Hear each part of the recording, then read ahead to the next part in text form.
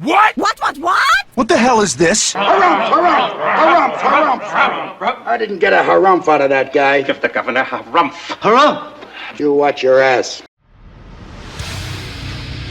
I see you shiver with anticipation. Let the show begin. Hey everybody, this is David Heretic coming at you with another edition of Reactions, Reviews, and Rants. And tonight, we are getting back to the Red Hot Chili Peppers. Yeah, here we go. Red Hot Chili Pepper fans, feeling you. That's right. So, this comes as a request from Alexander Higelin. I don't know if that's a soft J or a hard J. I don't know if it's Jiggling or Higelin. But Alexander, he wanted to watch me react to Red Hot Chili Peppers' Parallel Universe. Now, have I heard this song before? No. No, I have not. Am I familiar with the song? Obviously not. I don't even know what song the album comes off of.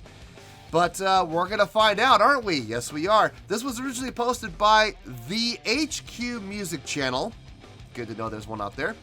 And this video has 5.925 million views. It'll get you there. Other than that, there's really nothing else to say. Link to the original video will be down in the description below for your viewing pleasure at your leisure. Let's get started. What do you say? Are you ready? Are you ready? Because here we go. All right, here we go. Red Hot Chili Peppers, Parallel Universe, highest quality. Oh, yes, it's the absolute highest quality. And we'll see about that. Anyway, okay, so this, I'm assuming this is the album Californication, which I've heard of that album. I have heard of that one. I know it got a lot of radio play. Like, there's a lot of songs on that album that got a lot of radio play. All right, let's do this. All right, boy, let's do this.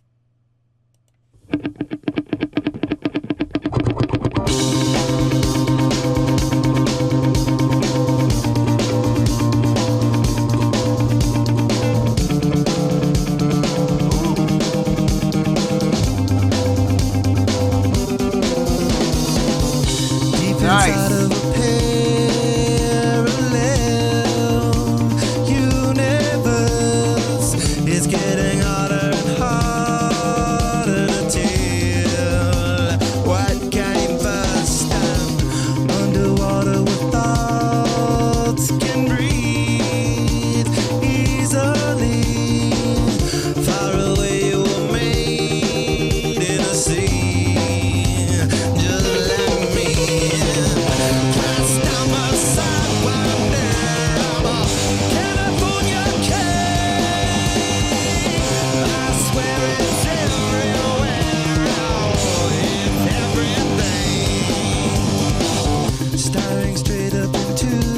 Okay, pause real quick.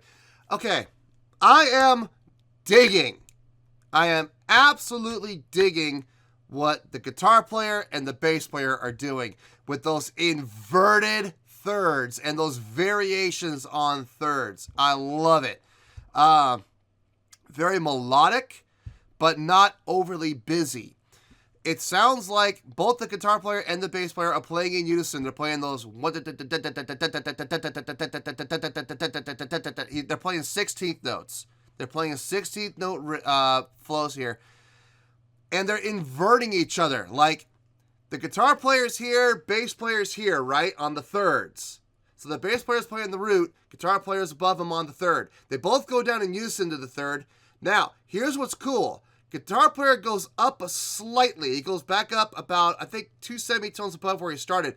Now, the bass player is going to play the third above it. So he jumps from down here to up here. Then they come down, and instead of playing the third, he's playing a variation of the same third in octave down. And then he comes back up again to the upper third, and they work as a unison down. That is super cool, super slick. I mean, that is really, really great usage of the neck. I mean, There's a saying in hockey, if you're going to buy the hockey stick, you might as well use the whole thing. Same thing with bass players and necks. So often bass players get stuck in this rut of playing root notes, and that's all they do. Look, you have this great big long 22 to 24 fret neck, right?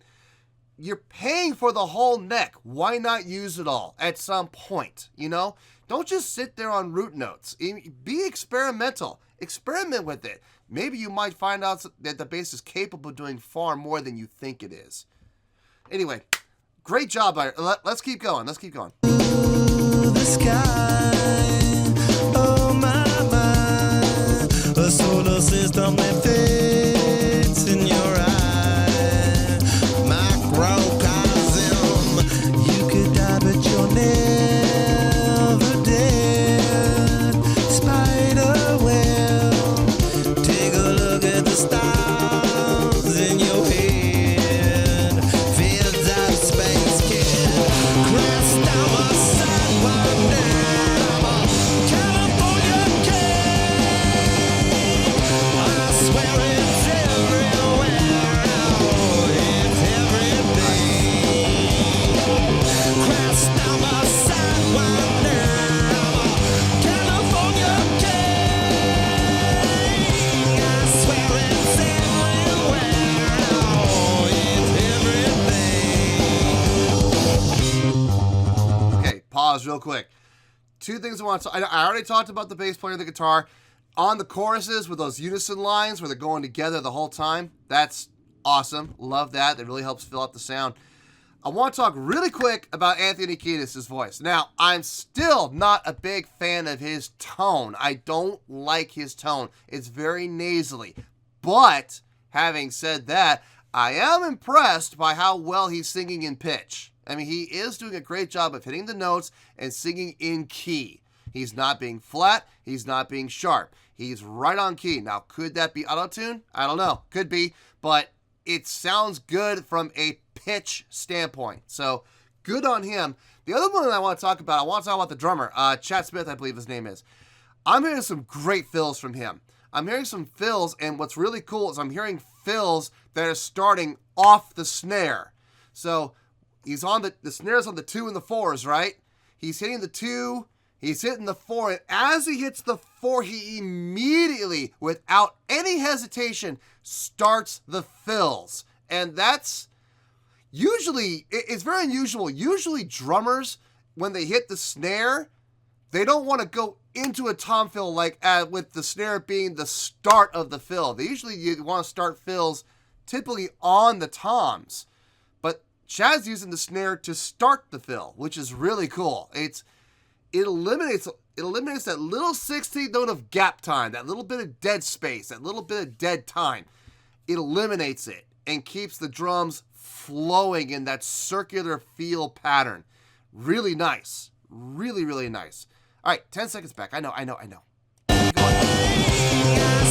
it's everywhere. Right there. You hear it? I'll do it one more time. That one snare hit. It's the same thing. I'll rewind it one more time so you can hopefully catch it.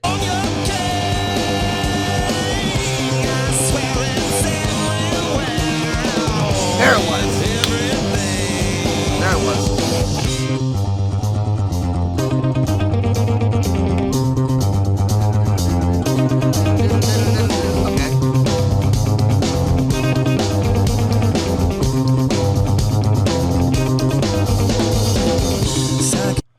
Okay, easy bass riff, you know, octave 5, 6, 4, octaves 5, 6, 4. What's making it so cool? Man, Flea's right arm must be bionic, I swear, because he is not stopped on those 16th notes. And I know he doesn't use a pick. I know he uses fingerings. So his forearms must be like just chiseled steel, man. Because that... I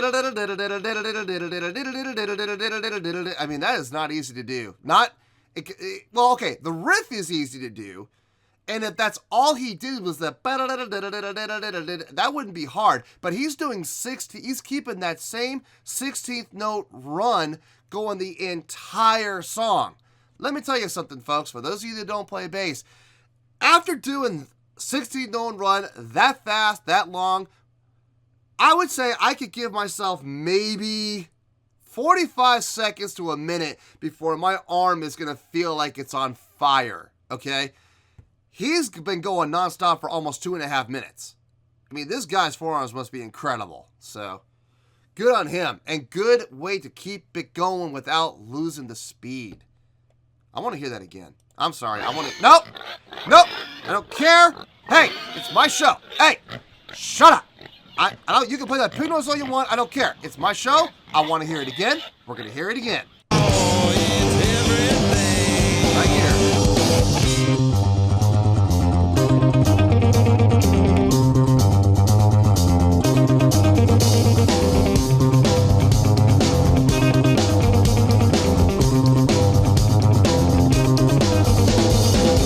Circuit changes are born in your heart. Entertain a nervous breakthrough that makes us the same. Bless your heart, girl. Kill the pressure, it's raining on salted cheeks. When you hear the beloved song.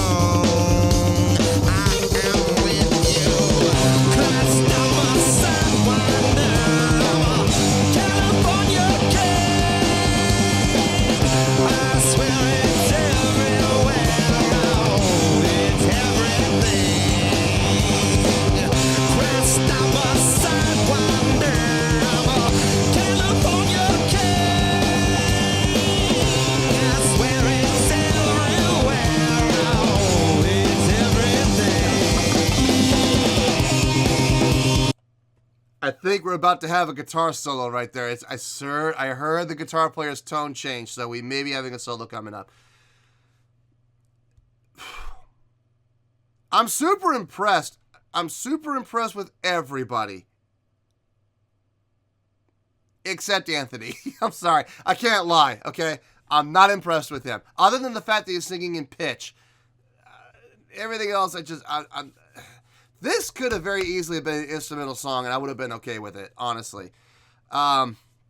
Flea's doing a phenomenal job. I mean, I'm biased. I'll be the first to admit it. I'm a bass player, so of course I'm going to be biased toward him. But he is doing a phenomenal job of everything that he's doing. I'm really liking how the guitar player on that breakdown, I really like how he laid out for the first riff. Like on the first run, he laid out. But when Flea went back up for the second one, guitar player came in with a little bit of color on the second run. But then on the third run, he backed off again. But then on the fourth run, he came back again, adding a little bit of color. Very, very jazz-minded thinking. Very intelligent. Way to play with great feel there and flavor and knowing when to play and when not to play. That was great job on the guitar player's part. Chad's drumming, super solid. What he's playing, fitting the song to a T. He is keeping this song moving, which I love. And he's not overplaying. He's playing everything within the context of the song without drawing too much attention to himself, other than when he does fills. Now, when you do a fill, do you want a little attention brought to yourself? A little bit, yes, and Chad's doing that. He's not calling too much. It's not like, hey, look at me, I'm over here. No, it's like, hey, guys, I'm over here. And then he just right back into the riff again. Great job overall. Overall, I'm really digging this. That segment right now.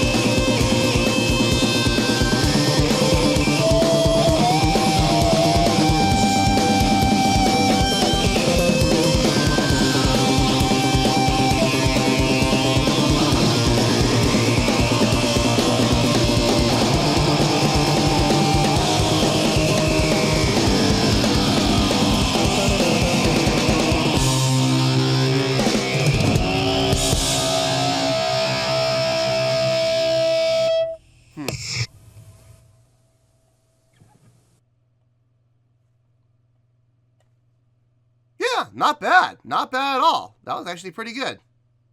Well, there you go, folks. That was the Red Hot Chili Peppers with Parallel Universe, a request from Alexander Higelin or Jiggling. I'm not sure, but it's Alexander. All right, on a scale of 1 to 10, I am going to give that an 8.3. Yeah, 8.3. I feel good with that score. Let me tell you why. Why? So, from a songwriting standpoint, was the song difficult? Not really. As far as note selection goes and progression goes, not a difficult song.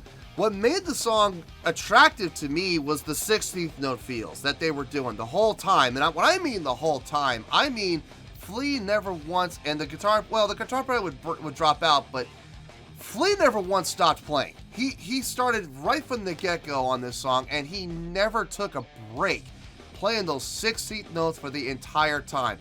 I couldn't do that. I'll be honest with you. There's no way. My arms are not strong enough to go for 4.5 minutes of straight 16th notes. That's insanity to me. But he did it, and it's super impressive. The guitar player, I don't know who was playing guitar there. I know they go through guitar players quite a bit. What he was doing was really well done, playing a lot of unison lines and lines that are complementary to Flea, like they were doing those, I said at the beginning, those inverted threes where they, Flea would drop and then come back up and they would work unisons down. Very, very cool. Very, very tasteful. I loved Chad Smith's drumming on this. I really did. He never overplayed, but he kept that song driving. It never once lacked energy. It never once lacked direction. It never once lacked drive or life. It kept moving. And yes, the bass player is responsible for that too. I understand that. But when you're playing 16th notes the entire time, that's all you're going to do. That's all you can do, and that's all that can be attributed to you is you were playing those 16th notes the whole time. Does that help? Yes, it does help. But what Chad was doing was not so much a one-trick pony aspect. It was more of a feel while keeping the drive going. He's the one who brought it life. He's the one who brought breath into the song. So, great job on his part. My only complaint about the whole song, Anthony Kiedis. I'm not a fan of his tone. His tone is just so nasally. But I will say though, singing in key, he did a great job of that. Did this show off his vocal ability? No, I've listened to other songs from the Chili Peppers on this channel that showed off his ability as far as flow and word placement and stuff like that, where he's able to really show off his real talent, which, for lack of a better word, I guess you could say it's almost on the lines of hip-hop. He's able to place, he's able to subdivide and place words in such a way that you are not sure if he's going to make it. Like, you know what the line is, you listen to it, and he somehow manages to shoehorn the entire phrase into like the last 2 beats of the measure. He gets it in there. He is a master of that, and I give him all the credit in the world for that.